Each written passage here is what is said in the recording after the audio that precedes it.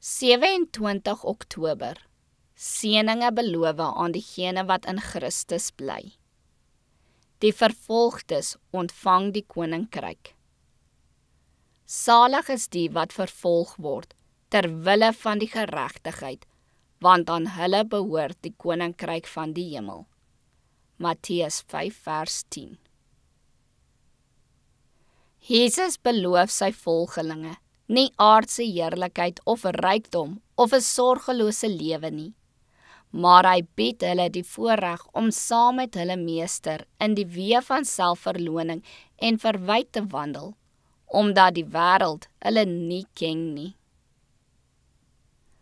Hy wat gekom het om die wêreld te verlos, moes die verset van die vernietigende magte van die teestanders van God en mens verduur. Meedoenloos het bose mense en bose engele hulle teen die vredevors geskaar. Hoewel elke woord en daad van hom van goddelike barmhartigheid getuig het, is hy gehaat, omdat hy so anders as die wêreld was. Omdat hy die botviering van die bose hartstogte van ons natuur nie wou goed praat nie, het hy verwoede vyandskap en teestand uitgelok. So gaan dit met almal wat godvrugtig in Christus wil leef. Tussen geregtigheid en sonde, liefde en haat, waarheid en valsheid, is daar 'n onverzoenbare botsing.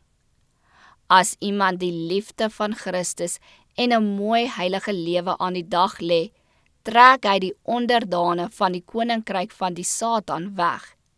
En dit maak die vors van die duisternis opstandig.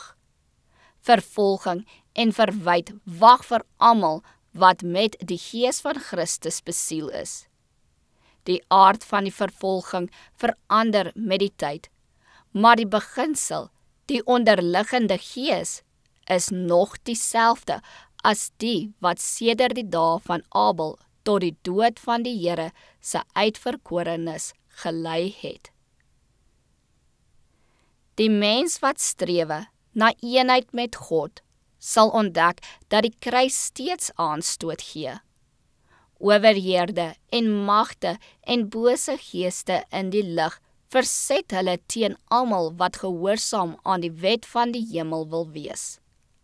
Daarom moet die disippels van Christus hulle nie ontstel oor vervolging nie.